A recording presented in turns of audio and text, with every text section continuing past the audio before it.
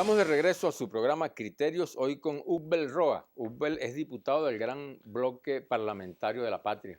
Además, abogado, politólogo y con una maestría en Economía Internacional. Ubel, recientemente el presidente decretó la extensión del decreto, valga la redundancia, decreto de emergencia económica. Y eso ha tenido mucho rechazo por parte de la Asamblea, tanto que no fue aprobado. ¿A qué se debe eso, Ubel? Sí, bueno, Germán, primero, y tú y yo lo sabemos no solo como activistas de la política, sino como también estudiosos de este tema. Nosotros, lamentablemente, en nuestra democracia tenemos una gran carencia, ¿no? Y esa carencia ha sido tener una oposición realmente comprometida con el sistema democrático y que de verdad acepte esa constitución que muchas veces ellos toman de la mano y que realmente desprecian porque nunca la han querido.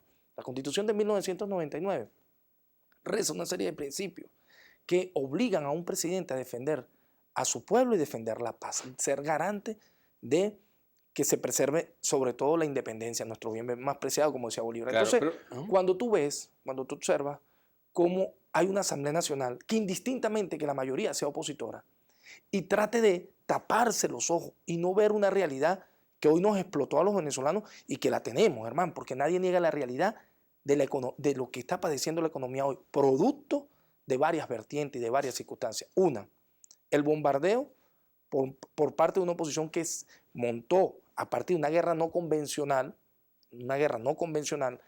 ya que le hemos llamado guerra económica y que tiene aristas en otros elementos, un saboteo a la economía.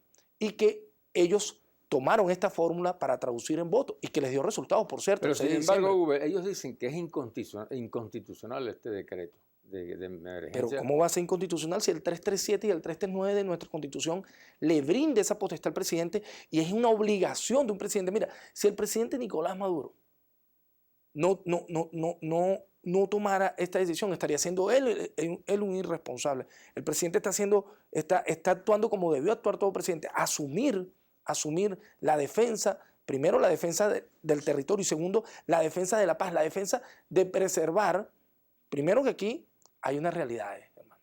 Aquí nosotros no podemos apostar a la instrumentación de ningún paquete neoliberal o creer que vamos a venir a ajustar la economía ajustarla o decir, bueno, liberemos el dólar, esto a partir de un sacrificio ¿a quién?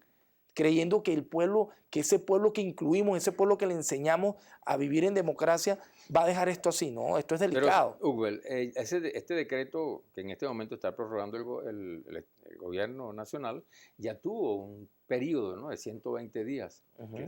¿Y cuáles han sido los beneficios de este decreto? Fíjate, primero, logramos este decreto tres elementos fundamentales. Primero, gracias a este decreto, el presidente pudo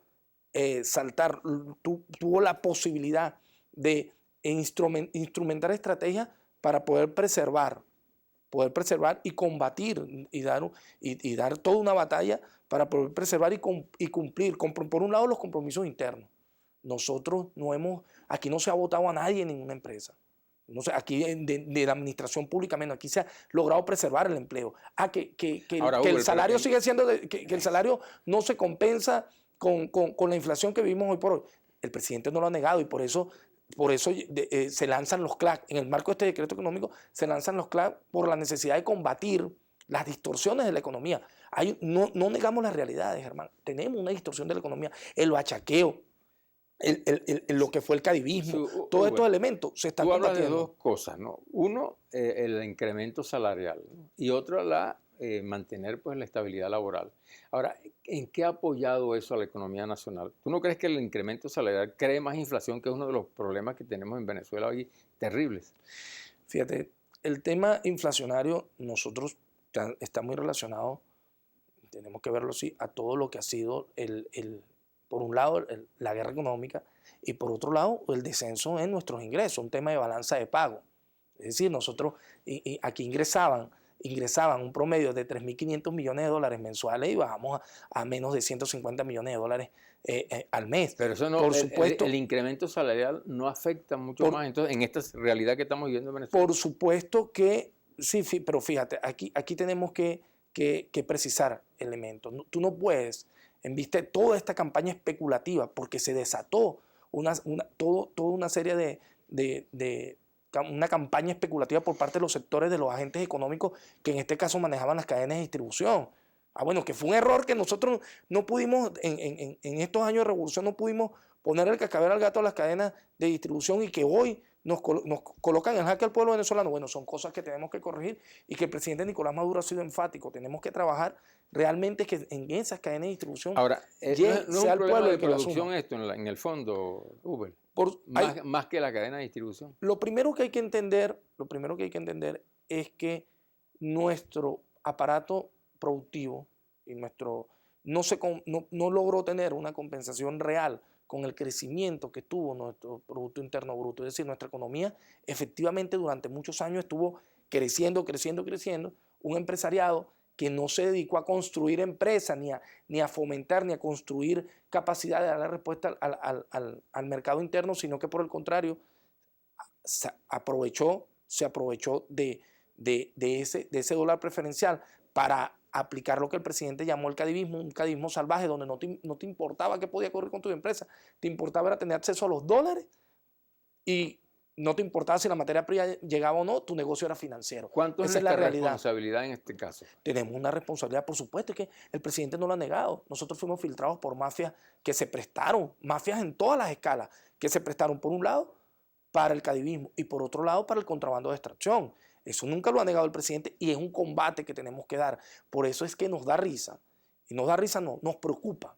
Porque yo creo que aquí es un tema, la economía y la democracia es un tema que hay que tomarlo con mucha seriedad. Cuando la oposición cree que el tema económico se supera con un evento electoral. No, señores.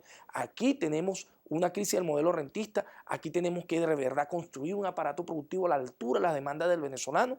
Y aquí, sobre todo, tenemos que tener capacidad de entender en qué vamos a ser competitivos para colocar otras mercancías, no solamente materias primas, sino colocar elementos terminados con valor agregado en el mercado internacional. Yo quiero ver cuál es la capacidad de nuestros empresarios, si realmente vamos a estar a esa altura. Y ojalá, porque te digo, hay muchos empresarios comprometidos que están participando con nosotros en el Consejo de Economía, en el Consejo Nacional de Economía. Que por cierto, tú eres miembro del Consejo Nacional de Economía. Sí, nos reunimos todos los martes en Miraflores, donde de forma damos los debates y los empresarios aportan ideas y el vicepresidente Aristóbulo Isturi está pendiente, el presidente permanentemente está revisando los motores, los 14 motores.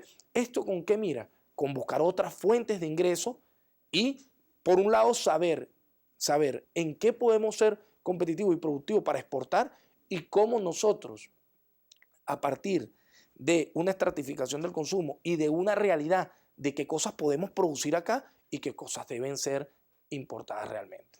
Uber, tenemos un segmento que es ¿qué nos dice la gente desde la calle? Lo vemos y lo escuchamos para que nos responda en el próximo segmento.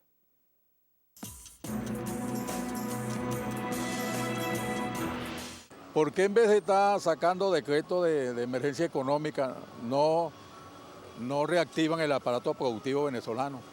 ¿Cuál es el motivo y qué es lo que sirve para el decreto económico donde se acaba de terminar un decreto y eso no sirvió para nada?